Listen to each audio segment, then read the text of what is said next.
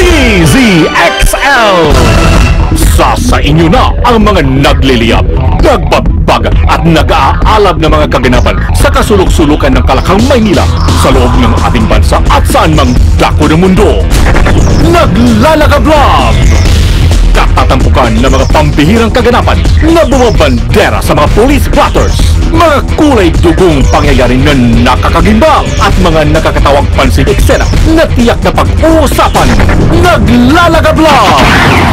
At narito na ang naglalagablab na mga balita sa DZXL 558. Naglalagablab sa 558. Quezon City muna tayo mga kasama. Iniimbestigahan na po ngayon ang paghahagis ng granada sa Police Station 5 sa Purview kanina madaling araw. Sa ulat, isang motorsiklo ang dumaan sa estasyon na pinaghinalaan siya naghagis ng bomba. Nabatid pong nabasag ang salamin ng police station pero maswerte hindi naman natanggal ang secondary pin nang inihagis na granada kahit hindi yan sumabog. Sa investigasyon ng QCPD Bomb Squad, lumabas na posibleng kinabahan o walang alam sa granada ang nagbato. Wala pong iniulat na nasaktan sa insidente. Patay ang isang tricycle driver matapos pagbabarilin sa Rizal Avenue, Malabon City kaninang umaga. Dead on the spot si Rosario Cortes sa ninang tama ng bala sa kanyang ulo. Agad namang naaresto ang suspect na si Rocket Oliveros. Sa inisyal na investigasyon, lumalabas na may matagal ng alitan ng dalawa. Nang magkita, naaway sa pamaril ng suspect na ikinamatay naman ng biktima. Naglalagablab na mga balita. Dinagsa ng mga pasahero ang istasyon ng Light Rail Transit o Line 1, LRT Line 1 sa unang araw ng pagbubukas ng klase. Ayon kay LRTA spokesman Hernando Cabrera, nagpakalat sila ng crowd control personnel para mabawasan ang pagkakagulo ng mga pasahero sa pagbaba at pagsakay ng bawat istasyon. Naasahang patuloy pong dadagsa mga mananakay ng LRT Line 1 na bumabiyahe mula sa Roosevelt sa Quezon City hanggang sa Baclaran. Kinumpirma ni Cabrera na sa pamamagitan ng crowd control na lilimitahan ang bilang ng mga pasahero maaring maghintay sa platform para maiwasan ang pagdutulakan ng mga pasahero. Ipinatutupad ng naturang limit sa Roosevelt Station hanggang Doroteo Jose mula alas 6 hanggang alas 10 ng umaga at alas 4 ng hapon hanggang alas 8 naman ng gabi sa Carriedo hanggang Baclaran Station. Patay ang isang miyembro ng New People's Army habang sugatan naman ang isang sundalo sa naganap na engkwentro kanina umaga sa barangay Tubo-Tubo, Moncayo, Compostela Valley. Nabatid kabilang ho sa 101st Division Reconnaissance Company at 25th Infantry Battalion ng sugatang sundalo. Nagsasagawa noon ng combat operations ang tropa ng militar nang makaengkwentro ang may 30 bilang na mga rebelde. Napagalaman ang pinaunahan ng isang ADE ang hanay ng NPA. Na-recover sa pinangyarihan ng bakbakan ng isang M16 rifle at bangkay ng namatay na rebelde. Agad namang nagdagdag ng miyembro ng Provincial Public Safety Battalion sa lugar para sa nagpapatuloy na combat operation laban sa NPA. Pinasabugan ng mga hindi pa nakilalang suspect ang dalawang sasakyan na pag-aari ng isang sangguniang bayan member sa Bangged Abra kagabi.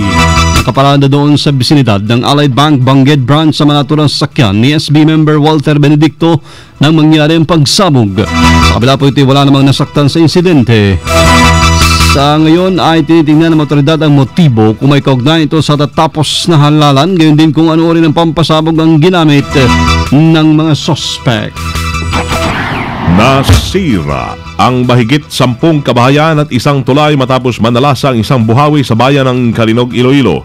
Bukod dito, maraming postere nang nasira kahit naapektuhan ang supply ng kuryente at signal ng cellphone sa lugar. Kabilang sa mga barangay na naapektuhan ay ang barangay Barrio Kalinog, Poblacion, Delgado, Rizal, Ilawod at Gama Grande. Maraming puno ang nabuwal dahil sa lakas ng hangin kahit karamihan sa mga kalsada ay hindi madaanan. Nabatid na nai-stranded din ang ilang mga motorista matapos bumuhos ang malakas na ulan na sinabayan pa ng malakas na hangin. Naglalagablab DZXL Bulat Palaro NBA Update. Pinatawa ng $75,000 sa mahigit sa 3 milyong pisong multa ang center player ng Indiana Pacers sa si Roy Hibbert dahil sa anti-gay slur nito kasunod ho ng post-game 6 post Game 6 press conference. Nabalid na hindi napigilan ng 26 years old na si Hubert na patikusin ng media kung saan nagbigay pa ito ng offensive comment patungkol sa mga homosexuals. Hindi naman ito kinusinti ng pamunuan ng NBA kung saan sinabi hindi naayon ay pinakita ugali ni Hubert at ang paggamit ito ng vulgar language. Agad namang humingi ng pamanhin si Hubert sa kapwa NBA player na si Jason Collins na una nang umaming bading noon lamang Abril. Samantala bukas na yung pinakaabangang do-or-die game ng Indiana Pacers at Miami Heat. Natabla ngayon sa standing at 3-3. DZXL Showbiz Balita. Andiyan Pa ba? rin si Lord na stranded sa Serendra. Talagang Ay, hindi na makalis. Mukhang natabunan doon. Di ba? Di ba nung biyernes yun, sumabog sa Serendra? Biyernes. Eh, pati yung presidente pala, naipit, sa traffic. Pupunta ata sana doon sa merong talk, yung speaking engagement. Nandun din sa area na mismo. Doon. Kaya nag-complain daw yung Pangulo Madalas naman ang Sabi Pangulo niya, yata sa Bonifacio. Balhay. Oo nga. Nag-complain daw ang Pangulo. Sabi daw, kung totoo to, joke lang, Sabi, grabe hindi daw niya akalain na ganun ka-traffic. Sumagot daw si Dan Brown. Sabi ko sa inyo di ba? In English lang, told ya. Ikaw na lang, di ba? Totoo.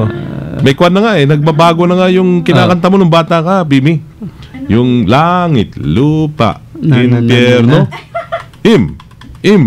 Impyerno. Iba na daw ngayon Ano na ngayon? Langit, lupa, Maynila. Manila. Joke lang mag-react naman kayo.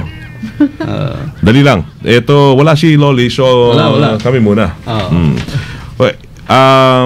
May mga kwan. Lagi din naman nagtatago si Loli kahit nandito. Kahit nandito na, nagtatago Sige.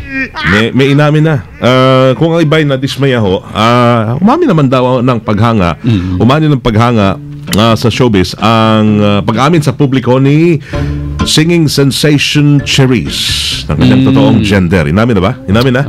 Hindi ka rin updated? Yan. Para kang kwan ngayon si PB may mga bato-bato pa sa kanyang damit. Talagang first day of school, Ngayon.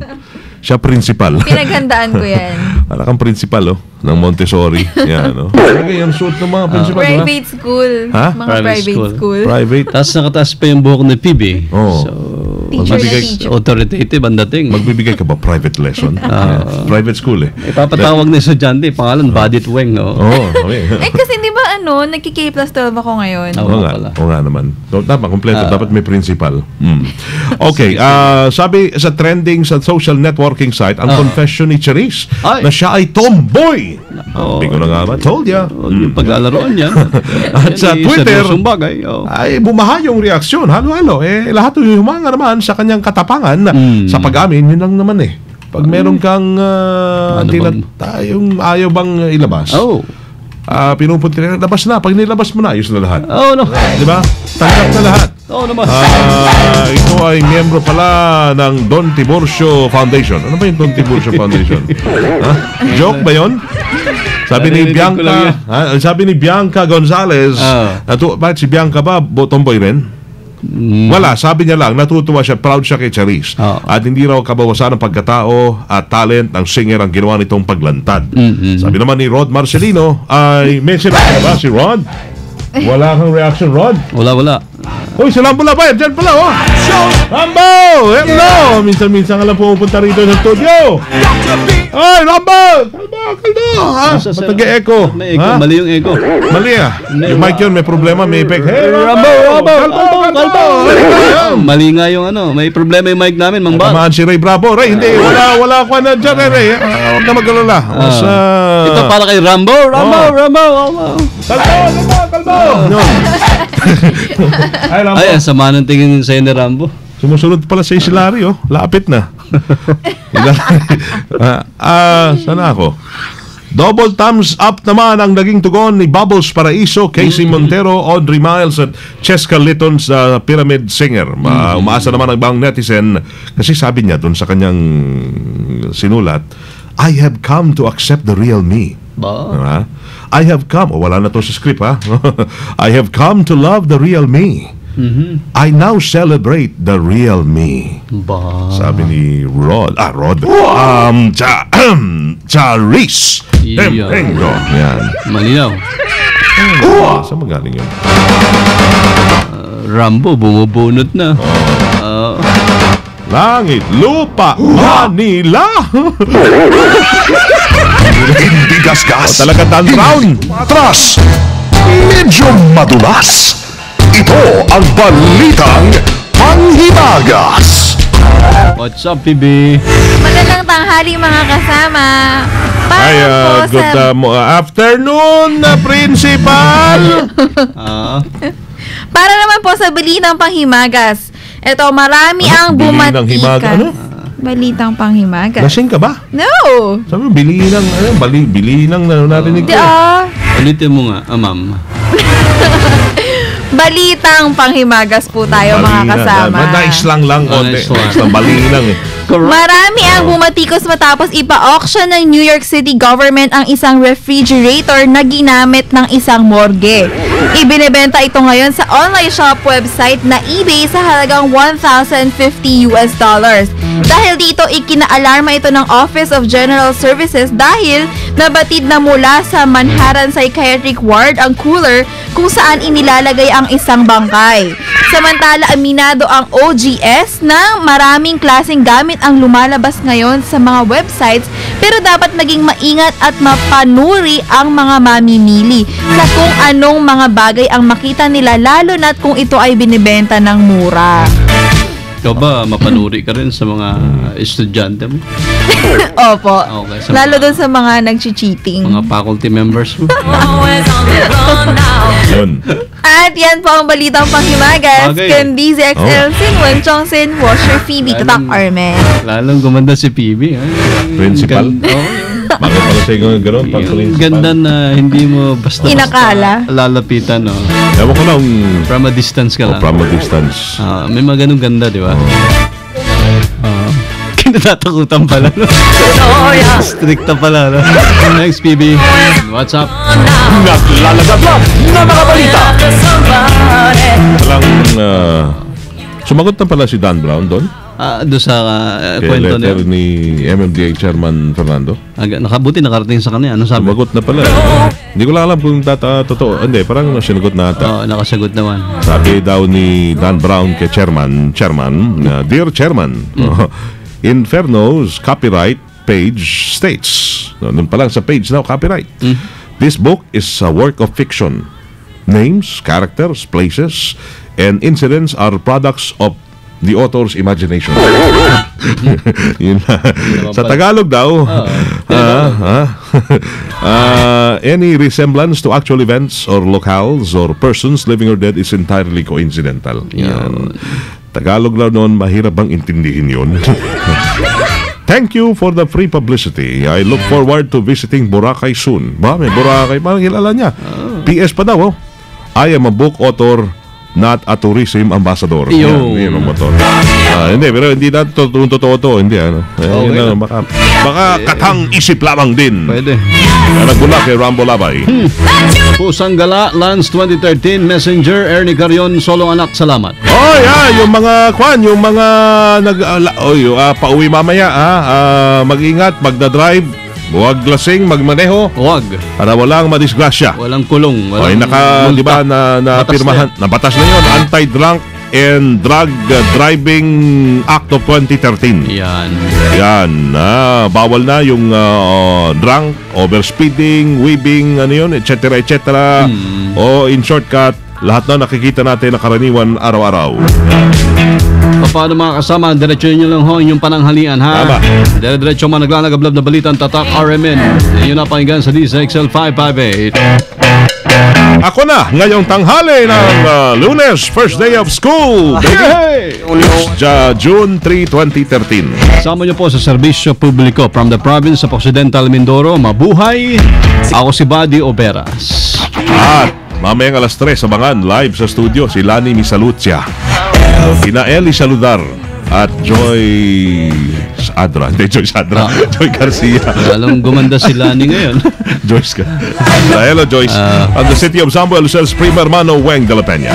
Kami pong lahat dito ay Tatak RMN. Sumayin niyo ang 15 minutong kalipunan ng mga pinakahuling kaganapan sa Kalakang Maynila, sa ating bansa at saan mang dako ng mundo. Naglalagabla! Dito lamang sa Unang Pihit DZXL 558, ang bagong kasama mo.